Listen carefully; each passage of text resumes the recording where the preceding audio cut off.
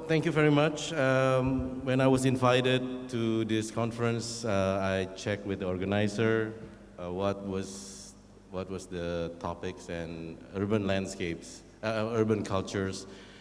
I was wondering because since I won the competition of the capital city, and Payori is also part of the capital city kind of like team that has been working on for the past 4 years. It's been almost my tradition to present the capital city over and over and over again. It's like a broken records, yeah. But it is refreshing for me to be able to share with you the other dimension of capital city that I think this is probably the first time we presented to a formal audience. As you're probably aware, the capital city was done during COVID, so we have a lot of difficulty to talk to people, discuss with people, and have a lot of discourse, and I think this is probably a good opportunity for us to share with you, and I'm looking forward for a lot of input and discussion after this.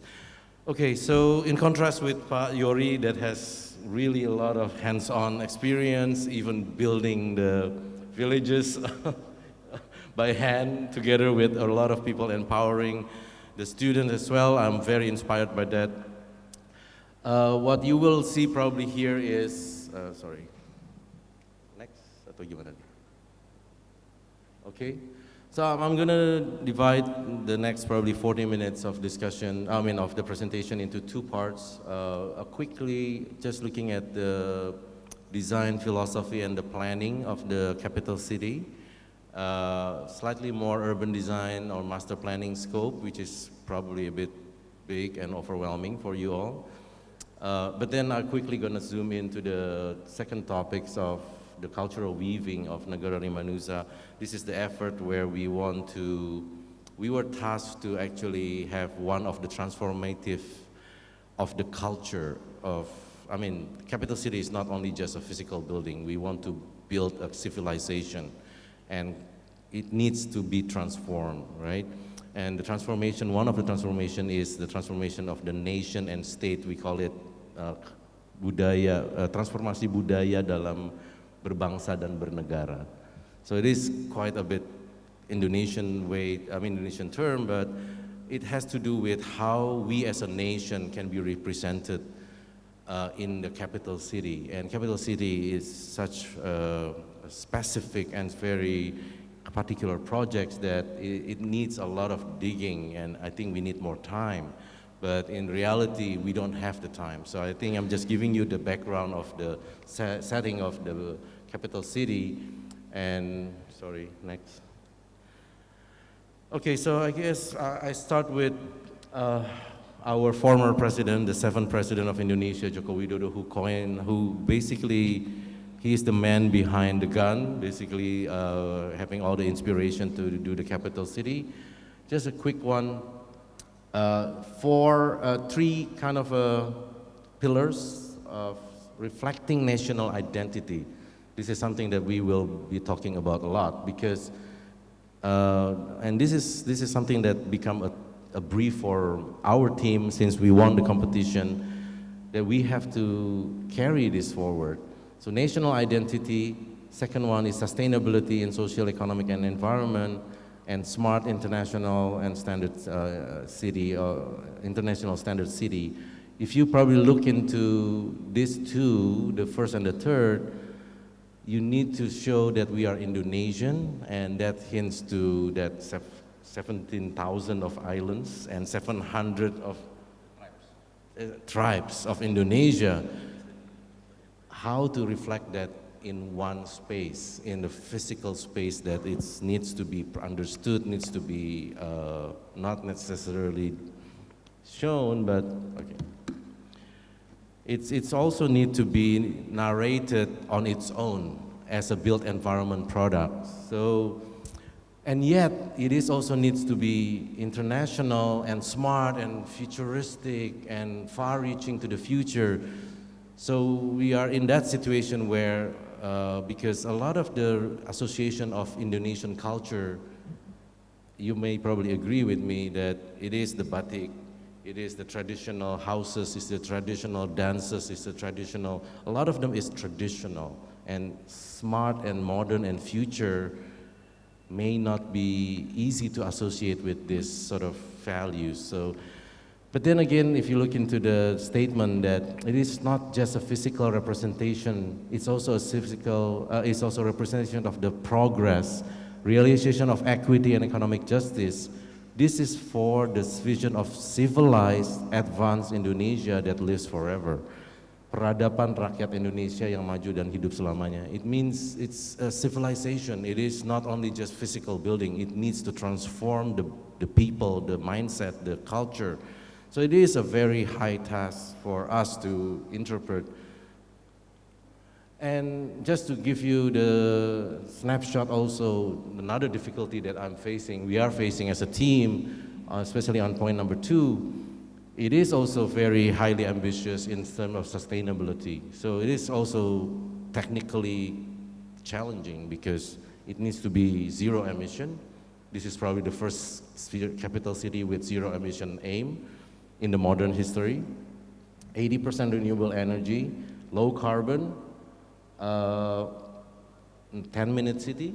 That's also another discussion about the walking distances, like everything that you need in basic necessity needs to be within 10 minutes. 80% public transport, that's not easy. In most cities, we are doing less than 50%. Only few places, and places in like in downtown Tokyo or in downtown European medieval town, you can do 80% public transport, not in the modern cities, mostly.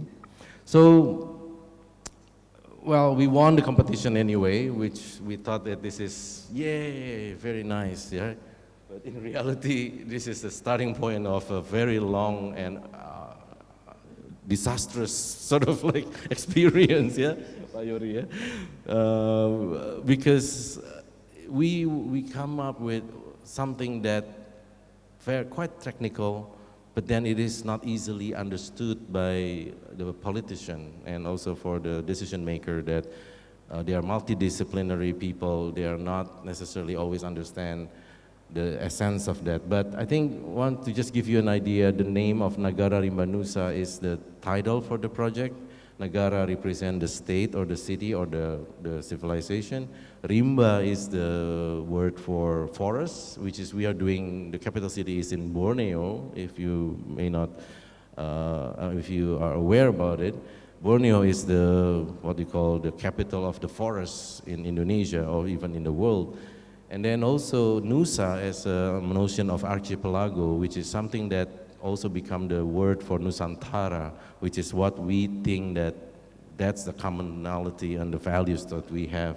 So city in the forest archipelago is what Nagara Rimba Nusa is, and we really want to create a model city of the future Indonesian sort of like model that is nestled around the greenery, water, and very sensitive to the environment in the shape of archipelago. That was the original idea. Of course, it takes a lot of iteration after that and a lot of kinks and turns. And just to give you, this is the mandate. It's not only just an aspirational target of this, high target of sustainability target of the capital city. It has become a law. In 2020, it became one of the policy that it needs to be achieved. 100% resident access to the green within 10 minutes, for example. 80% public transportation, net zero emission by 2045. We want to be also top 10 livable city in the world by 2045. So it is very high expectation, and one can ask the question, how you start to do that from this to a city? And just to kind of like straighten the perception of a lot of people, a lot of the media, international media mentioned that, oh, Indonesia is destroying its forests to make way for a new civilization, new urbanization. The perception I can understand, but the reality is actually, the fact is actually, we already started with a already disturbed landscape. And this is actually a paper pulp production forest, which has been destroyed since 1990s. So I'm not sort of like shifting the blame.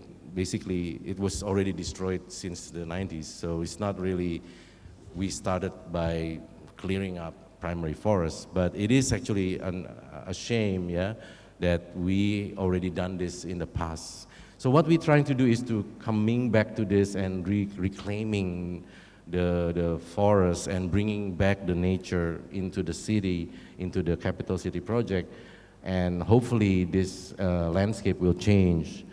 And also you can notice the contour is very undulating.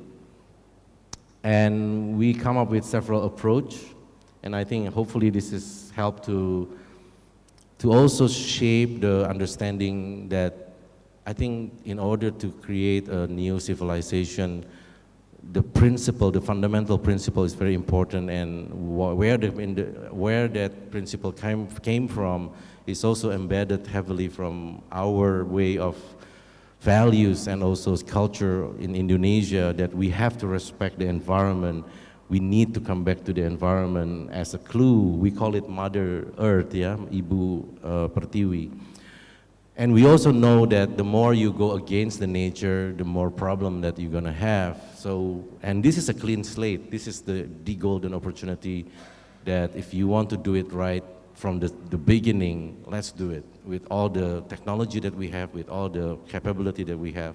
So first, identifying where the low-lying areas, all the sea level rise issues, all the natural water-sensitive urban design, the natural-based solution. I think all of that, we just lump it in and we put it into the concept. We also have to do the road system. And this road system, again, there's a lot of discussion about whether the road needs to be smaller, bigger, is it gonna be a grid, is it gonna be meandering like this? We chose the road network that is responsive to the topography. So if you look at it, it's not New York, it's not Portland, it's not San Francisco, it's not Canberra as well. It is kind of Nusantara, which is we are adopting to the nature of the land, and where we need to turn because of the the hills, we turn. Where we feel that we can do a straight line, we do straight lines. Of course, it is also a network of interconnected blocks that needs to be working well as an urban blocks. Now, this is the most important one. I forgot to mention that in the beginning, one of the KPI is 70% non-built area, which is not really common with most cities. Most cities have more than 50% of their area to be developed, and the greenery can be 20%, 10%, or even 30%. But we are doing the other way around. 70% is mostly open space, and within that 70%, a good amount of that are greens. So we are surrounded by greens. But then in urban design terms, you can always interpret how the green being distributed. It can be like one big central park in New York, or it can be a network of rivers or roads, parks, smaller parks. So we choose the tributaries, remember the natural tributaries, to become the green fingers. So that saves us. Also, we double up the waterway as a green open space system. It also helps us to access the 10 minutes of the people within that area to be closer to the green. So instead of moving the green around, we just basically move the city around the green. So we don't touch the tributaries and also the waterways, and that's a little bit, painful process, because we really need to work with the landscape, and we need to actually identify where are those green fingers. And that become part of also our strategy to ventilate the city and also allow the water and the animals also to take the flora and the fauna to come into the city. And then we also propose a mixed use and diversity to make sure that we can effectively use the land and also cross between uses, and you don't need to do a lot of travels, minimizing mobility. So, and then In a summary, we are creating, in the planning and urban design term, is transit-oriented polycentric city, but in the shape of the kind of like archipelago. The transit-oriented polycentric city based also on the main public transport as a main primary mover system, making sure that it is there first and it's not planned later. Sometimes a lot of the cities come up with the public transport or mass transit much later, and they have difficulty to weave in the transport, the mobility corridor. But what we have in here is we started from the beginning that there will be a busway, there will be BRTs, there will be monorail if possible. And then starting from that, we start to build the walking shed of the 10 minutes, and then we build density around that to make sure that we can concentrate the urban form around the transit to be more efficient. And by doing that, we also allow the pedestrian to take place more dominant, and hopefully the 80% public transport model share can be achieved. With also, we have to put in 300,000 people within this area of 6,000 hectares, which also call for a not low density, it's not gonna be a low density suburbia. It needs to be somewhat, I would say, medium density. So the building will be about 10 to 12 story. So that is almost like the formula that we take.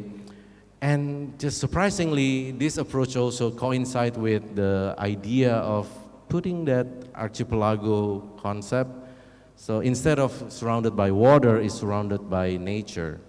So that kind of like coming back to the idea of the Nagara Rimba Nusa, the archipelagic city in the forest, with also prioritizing on the pedestrian by promoting density, design, and diversity. And well, that's the first part, and I think the ending of that first part is actually the nature-inspired design that, the urban structure that also celebrate the principle of how we have this idea of man, nature, and higher being, or what we call it, God, which is something that prevalent in our culture. In Bali, we call it Trihita Karana. So the relationship between man and God, man and man, man and nature is something that become almost embedded into our culture, that we feel that needs to be represented. So I think of the three pillars of sustainability, smart city, and also the nation identity building, this is the axis that I will like to talk about in the part 2, that will lay foundation of where we want to express our nationalism, our identity, our celebrating our culture. And that's probably what I'm gonna talk a little bit more about.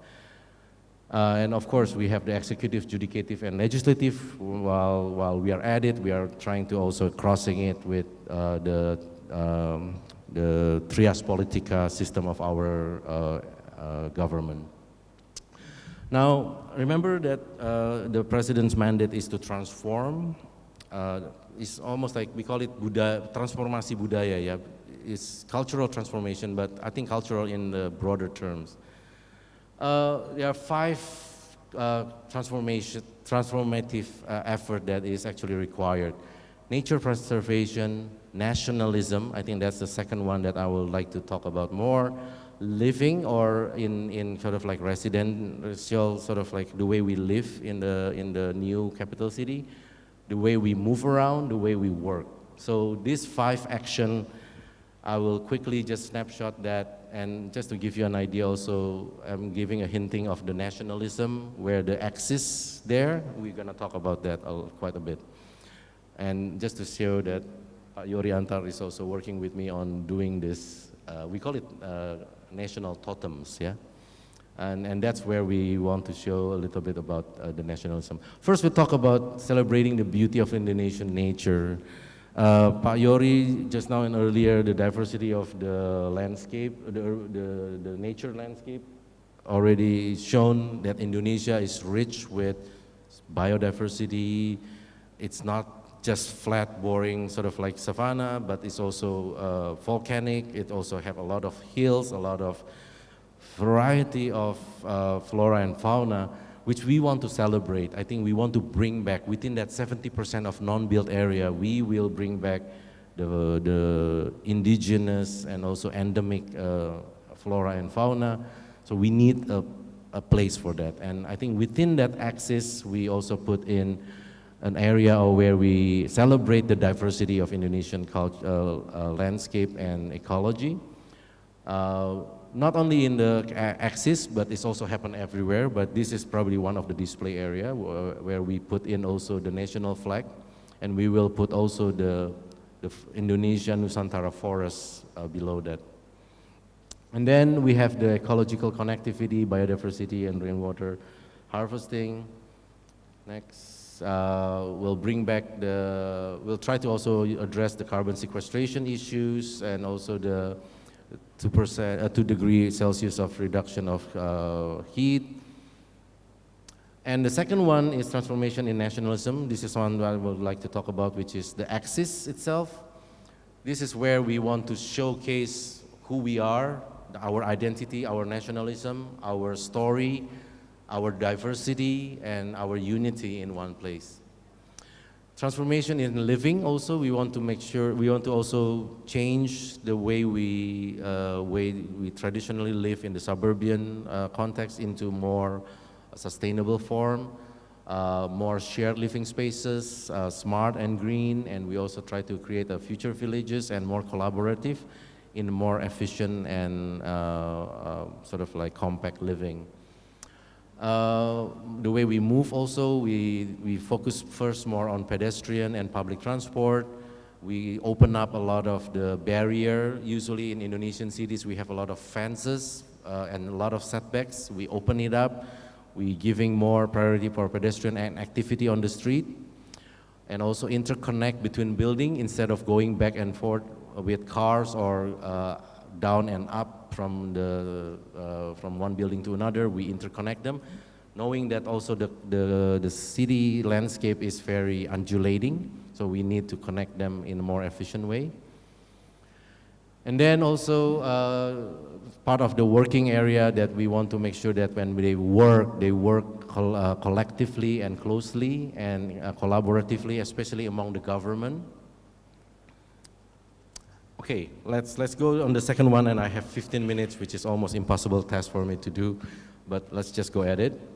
And I want to also credit Ms. Ibu Mitu Empri as primary source of our study here.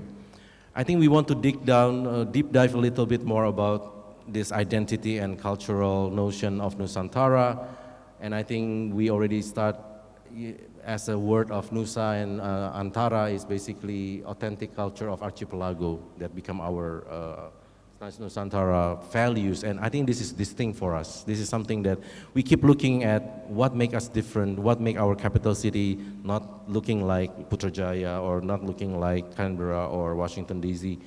So the archipelago is definitely already one way to go on that. And then we start to dig deeper into the cosmology concept of Nusantara, where we have the divinity, human and nature, the primary aspect of life and secondary aspect of life.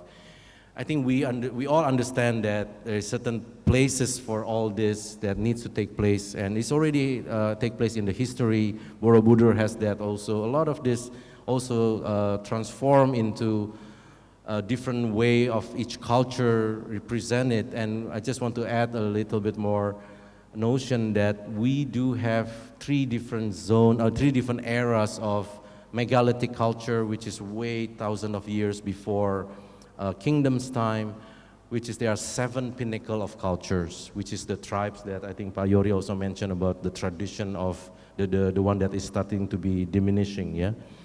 They are Batak, Nias, Mentawai, Toraja, NTT, Maluku, Papua, and they're all scattered all over different islands.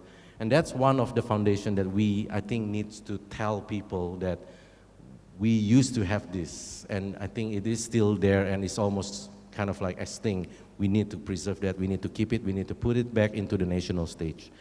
Second one is the kingdom during the Buddhism and the Hindu, which is the classical culture, Kalimantan, Sumatra, Jawa, Bali, and part of NTT. And Kalimantan, Borneo has this particularly very important role. And of course, then the Islamic culture coming in, the Sultan of the East and to West on the 16th century come in, and then it become almost part of the narrative of our culture now, predominantly our Islamic sort of like sultanate inheritance. But in reality, we have all these three, and that's also being being expressed in the also the value of cultural diversity, the value of togetherness, gotong royong, the local wisdom that I think needs to be also exemplified, needs to be told in the national stage, although not always easy to actually show in what we actually realize in the capital city. And just to also give you a notion that in the early kingdoms, Kutai Kartanagara is one of the first and quite important, and in fact one of the great sort of like place, a great kingdom that was respected, especially for the pepper trade.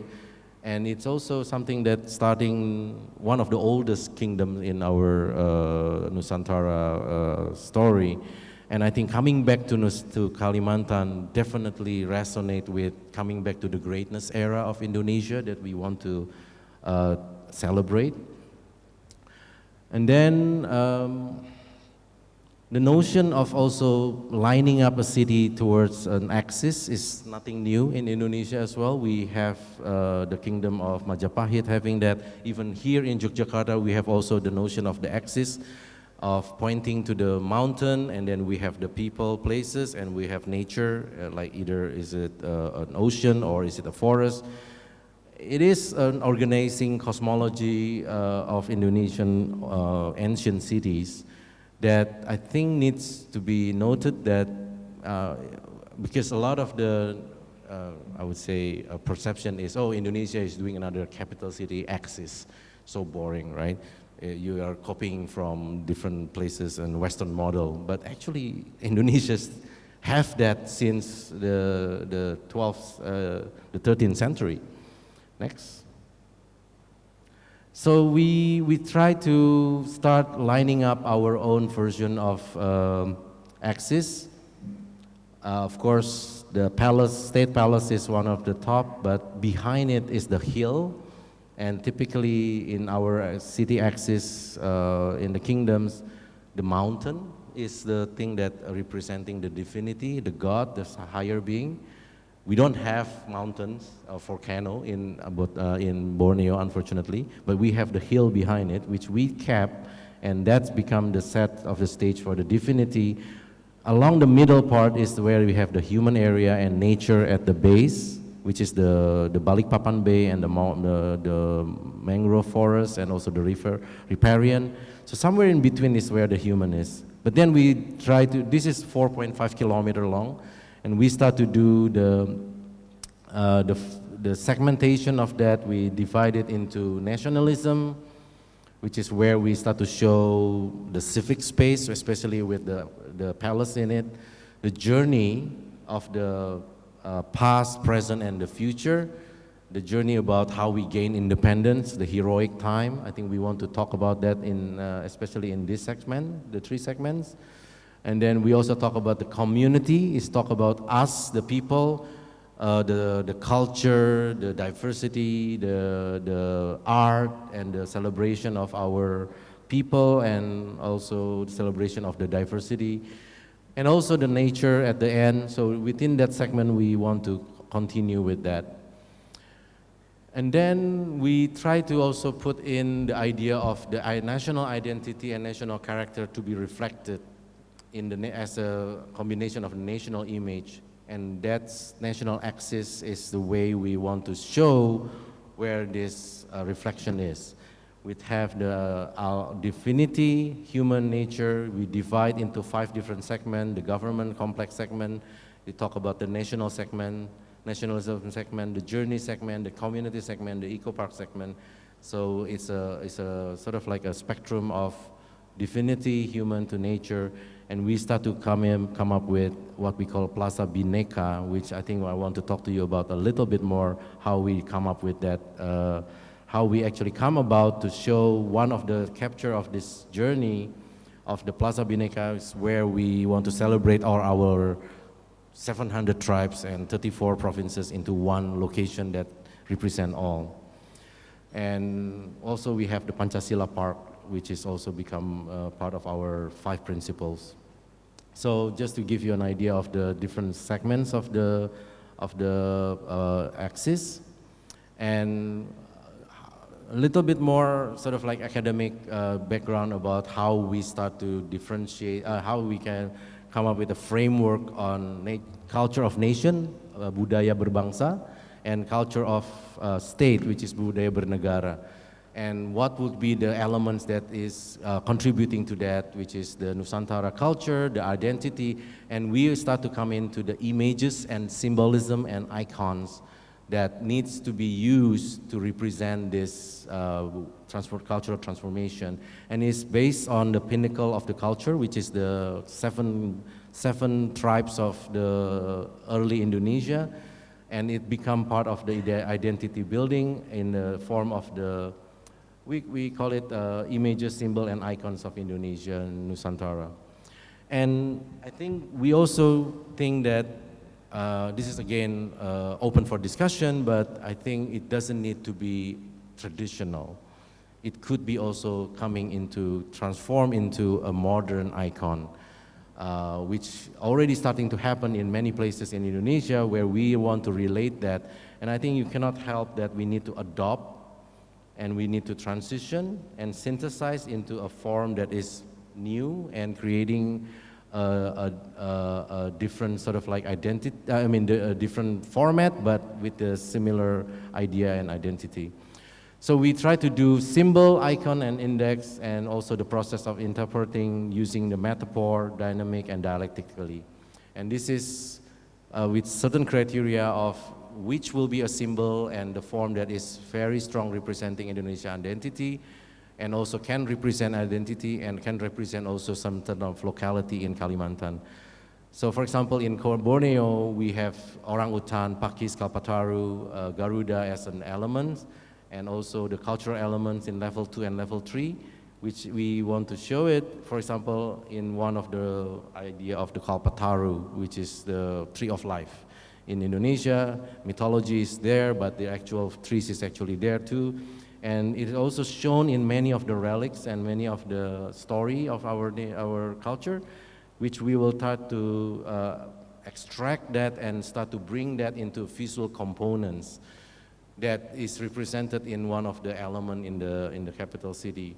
And we start with the 7 original tribes of Nias, Batak, Sumba, Toraja, Dayak, Maluku, and Papua as one of the fundamentals of the primary level of identity. And then we start to walk around different tribes and looking into their pattern, looking into their main component, secondary opponent, looking into the crafts and arts, and also the textile pattern. And then we start to also looking into the Dayak, the Sumba, the Toraja, the Papua. And also then we go into the 34 different provinces of Indonesia that is represented by administrative regional scope to talk about the symbol, the index, and the components, each of that. Yogyakarta, Kalimantan, Sulawesi, Maluku, Papua. Again, the difficulty is we cannot pick one prominent culture.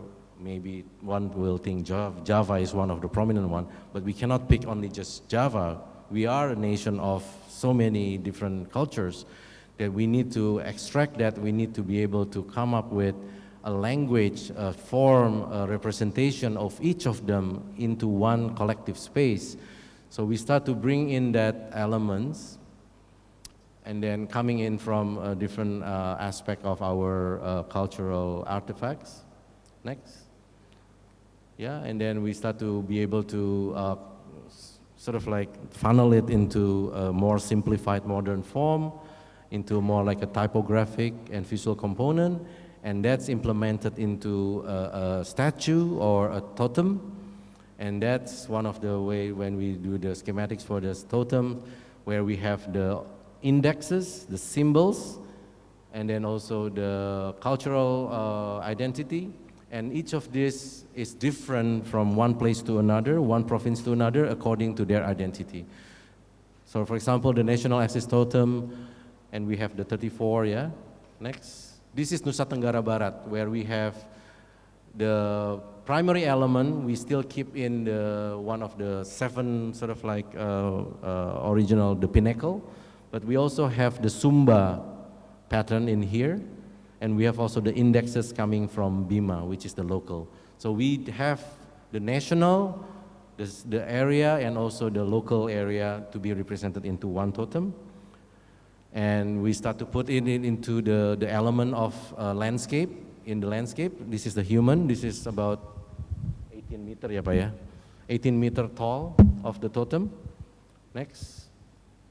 And Nusa Tenggara Barat too. Then we start to have this, all 34. My question, we are now already 38 provinces. That's the problem.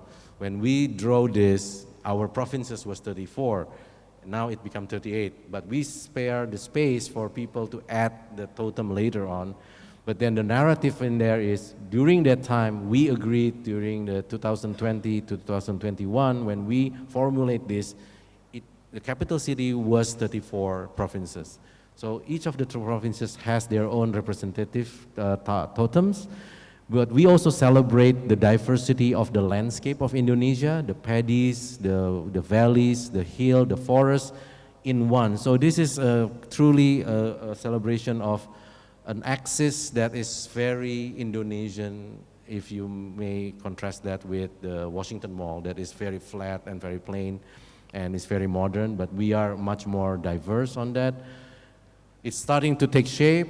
Pak Yori Antar is one of the detail designer that also bring it to the ground, and is also part of the axis of the capital city. Next. Yeah, that's the image. Next. Reality starting to take shape. It's not finished yet. All the trees need to take a lot more time, yeah? Next. Also again, we celebrate the cultural element, but also the natural element. Next. But we also combine it with the people, the tourism, yeah? Because this is one thing that will bring people to the IKN now. This is the ground zero map that has specially to honor East Kalimantan become the host of our capital city. We give one of what we call the ground zero totem to be using the element of East Kalimantan, and also element of the shield of the national tribe, of the shield of their Dayak, suku Dayak. Next. Yeah, so it's already starting to happen. Next. And just to give you a visual sort of like pleasure of what the design looked like, this is the plaza of the ceremonial that has also the national flag. Next. The before and the after. Next. It's already happening. So for those who want to come to capital city, a lot of people still say, hey, the capital city, is it already built or not? So it is already happening. Next. People can come. There is a rendering there back in 2022, and now, next.